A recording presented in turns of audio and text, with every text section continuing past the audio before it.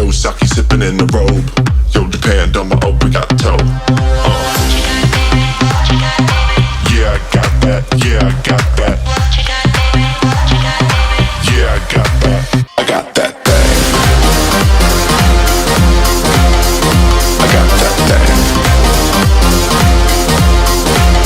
Yeah, I got that thing.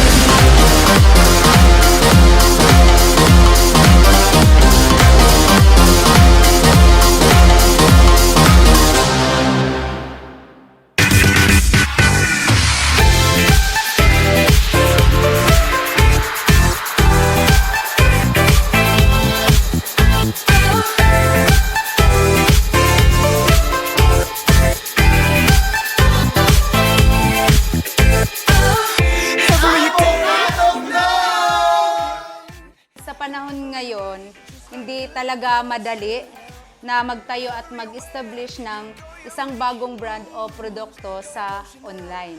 Sa mga aspiring brand owners na nandito, ngayon na tulad ko, hindi ko po expect na in just 2 weeks lang po kaming naglabas.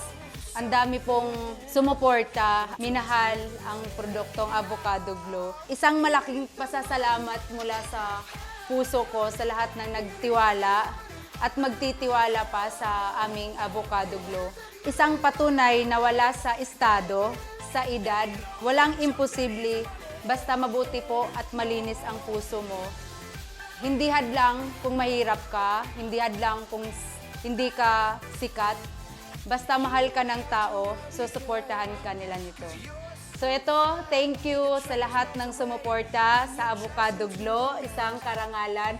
Mula sa puso ko, ako po'y nagpapasalamat sa inyo. At sana ito na yung big opportunity para sa atin, sa mga gustong kumita at gustong makamit ang gusto sa buhay. Sana isa si Avocado Glow na magpapatupad sa kanilang mga pangarap sa buhay. Gotta get that.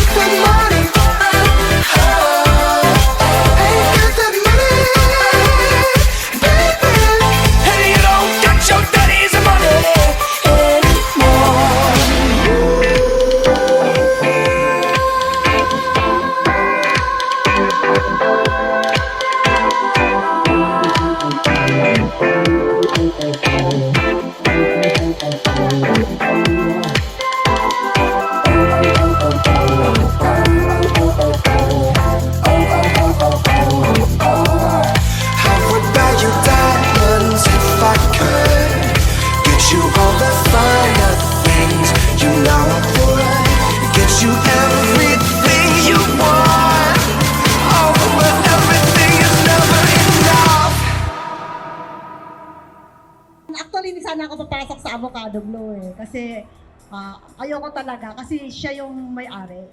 Kasi alam ko naman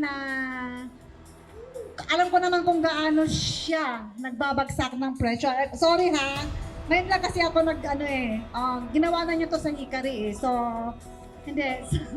Actually, abuting na sinasabi ko sa'yo, yung totoo. Hindi, sa totoo lang, may sama ako ng love kay Batang kasi alam mo naman na sinasabi ko yun sa'yo before, di ba?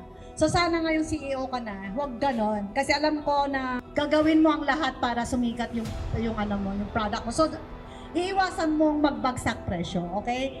Payo ko lang naman yon, pero sa totoo lang, totoo din naman yun na sana maging maayos ka, wag kang, okay na. Okay lang naman yun, ma. Tsaka